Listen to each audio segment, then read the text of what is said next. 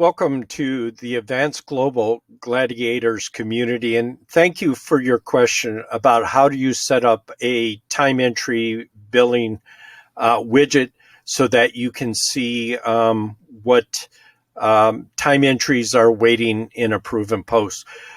This is a great question, and I appreciate you asking it. So once again, going to the widget library and clicking next. And then for entities, we're going to pick pending billing items. So these are the billing items that are setting in approve and post. And right off the top, count of billing items. So we're going to pick that one. It's already picked. I'm going to click next. Now, this is set up a little differently than I would set it up. The first widget, the main gauge, sub-widget, I should say, the first sub-widget, the main gauge is set up for recurring services.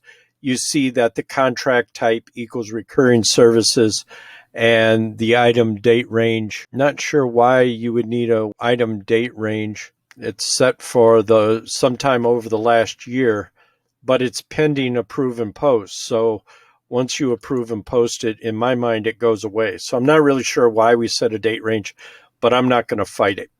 So the next thing they said is billing items over $1,000. I'm going to change that, and I'm going to change that to, let's do block hour. And do we want to call it contract? And again, whether we add the word a contract or not is how big this widget is. If there's room for all three words, great. But if there isn't, come in, take the word contract off, just leave it recurring services, block hour, and that. So item date, so again, is that same dynamic range sometime over the last year.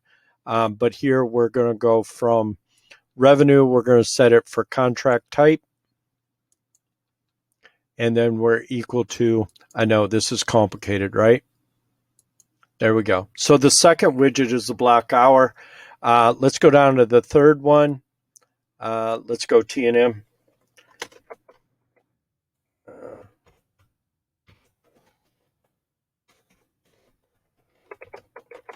And if the word contract doesn't fit there, we're in deep trouble because recurring services isn't going to fit either.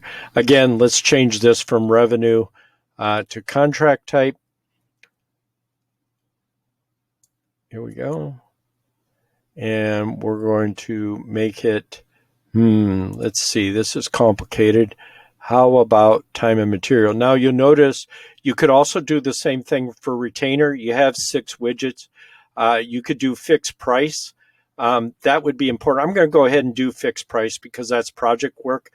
I don't know any MSP that uses per ticket, and retainer is rare. I know some MSPs using retainer, but it's rare. So I'm going to set this one up for time and material, and then we're going to go down here and set up widget number 4 for fixed price.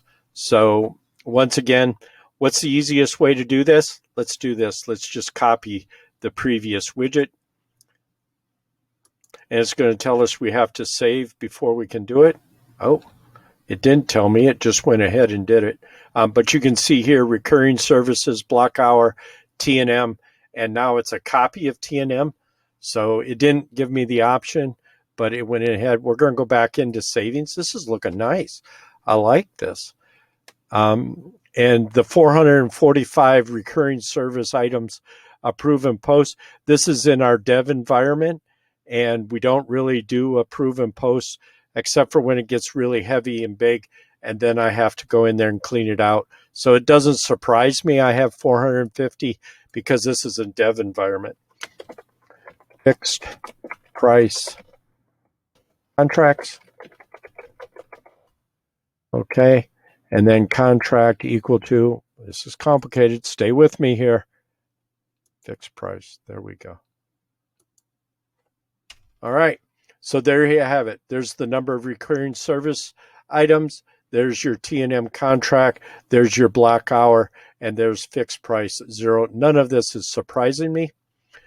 The beauty of this, whether you know it or not, is you can click on the number. You can Click them all.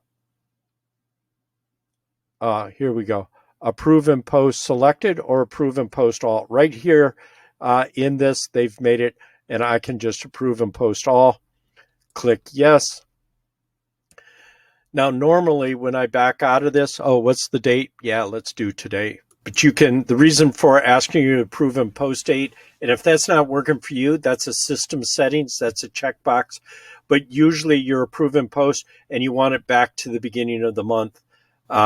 Shoot me an email and I'll explain to you why normally you'd want to set that for the beginning of the month.